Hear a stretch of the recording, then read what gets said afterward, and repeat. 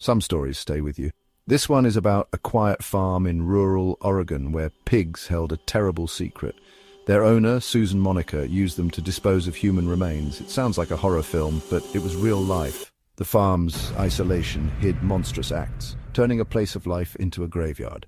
A chilling reminder. Darkness can hide in the most peaceful-looking places. Susan Monica, an eccentric and skilled welder, owned a remote Oregon farm. To neighbors she was self-sufficient, but beneath the surface, she was a killer. She lured vulnerable men to her property, offering work, then murdered them. Her story is a chilling reminder of the darkness that can hide in the plain sight.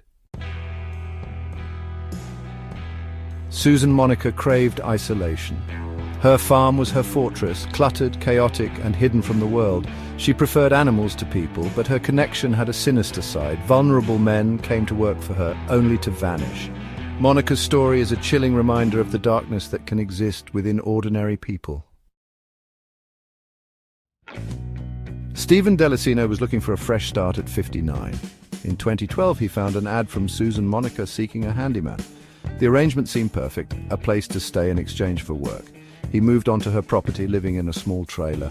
For a while, things seemed to work out. He called his family saying he was okay.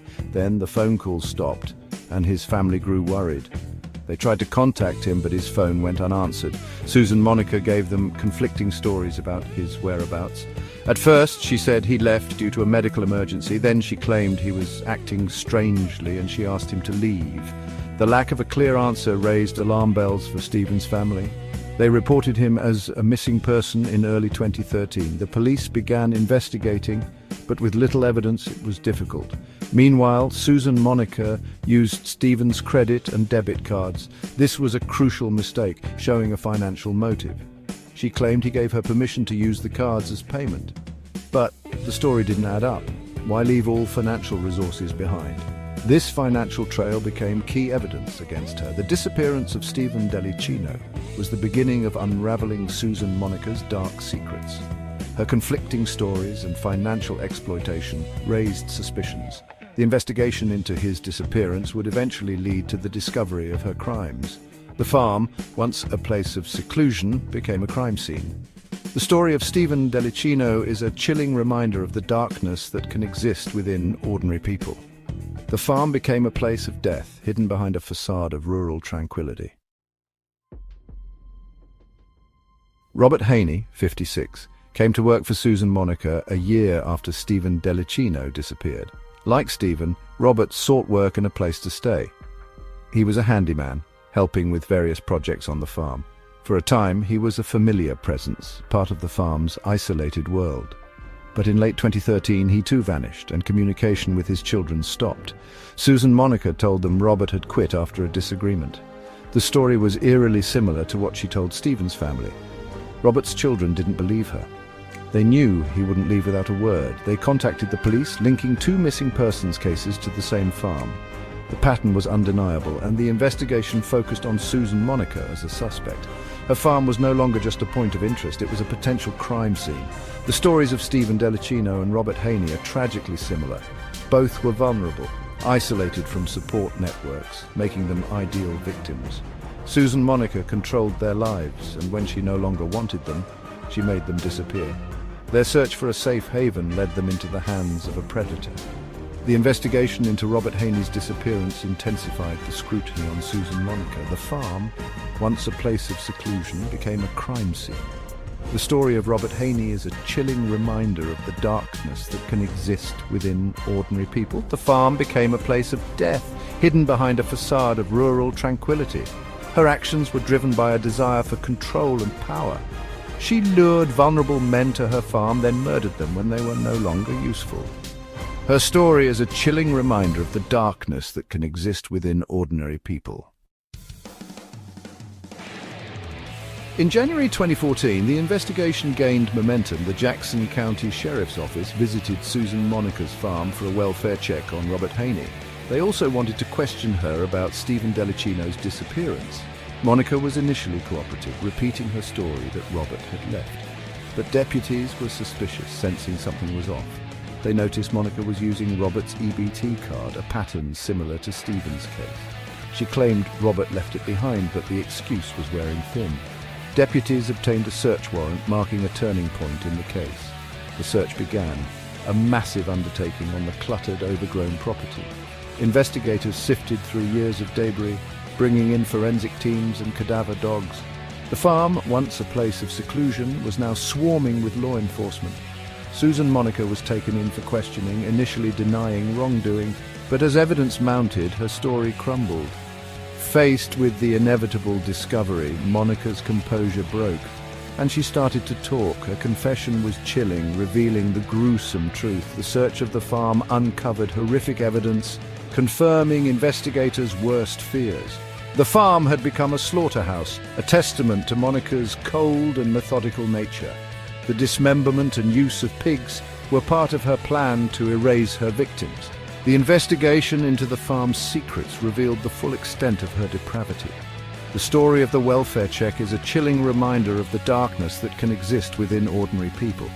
The farm became a place of death, hidden behind a facade of rural tranquility. Her actions were driven by a desire for control and power. She lured vulnerable men to her farm, then murdered them when they were no longer useful. Her story is a chilling reminder of the darkness that can exist within ordinary people. During interrogation, Susan Monica confessed to Stephen Delicino's death. She claimed self-defense, saying he attacked her and she shot him. Then she left his body in the pig pen, where the pigs consumed most of the remains. This was the gruesome confirmation of investigators' fears. The pigs were not just livestock, they were a disposal system. Monica led investigators to Stephen's partial remains, exactly where she said they'd be. She also confessed to killing Robert Haney, again claiming self-defense. She dismembered his body with an axe, shocking even seasoned investigators. The search of the farm uncovered more horrific evidence. Robert's remains were scattered, some buried, others in garbage bags. The scene was a testament to Monica's cold, methodical nature. She took great care to hide her crimes, using pigs to erase her victims. The farm had become a slaughterhouse, revealing the full extent of her depravity. The role of the pigs is particularly disturbing.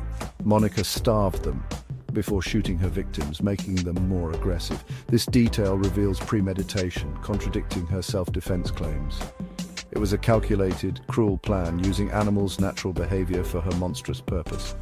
The image of pigs consuming the bodies of men who lived and worked alongside them is unforgettable. The story of the pigs is a chilling reminder of the darkness that can exist within ordinary people. The farm became a place of death, hidden behind a facade of rural tranquility. Her actions were driven by a desire for control and power. She lured vulnerable men to her farm, then murdered them when they were no longer useful. In April 2015, Susan Monica stood trial for murder. The evidence was overwhelming: her confession, financial records, and the victim's remains. The jury found her guilty on all counts after just 1 hour. Monica was sentenced to at least 50 years in prison. Justice was finally served for the victims and their families.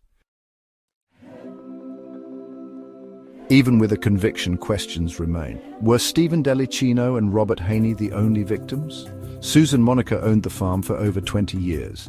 Many people came and went during that time. The police investigated other missing persons cases in the area. They looked for any other potential links to Monica, but they never found enough evidence to charge her with any other murders. Still, the possibility lingers. The thought that there could be other secrets buried on that 20-acre property is chilling. We may never know the full extent of her crimes. What was her true motive? The prosecution argued it was financial, and the evidence of theft is clear. But was it just about money, or was there something deeper at play? Was it about power and control? Did she enjoy the feeling of holding someone's life in her hands? Her claims of self-defense, even if false, suggest a mind that saw threats everywhere. Perhaps she killed out of a twisted sense of paranoia. The true reasons may have been a complex mix of greed, fear, and a profound lack of empathy. Only Susan Monica knows the real answer, and she is unlikely to ever tell the truth. The farm itself is now a place with a dark history. It stands as a silent monument to the terrible events that happened there. The barns built by a killer, the ground that held the remains of her victims, the pig pen that was the scene of an unspeakable act. These places are now part of a true crime legend. They serve as a stark reminder that evil can flourish in the most unexpected settings. The story of the Farmhouse Murders is a cautionary tale. It tells us to look beyond the surface.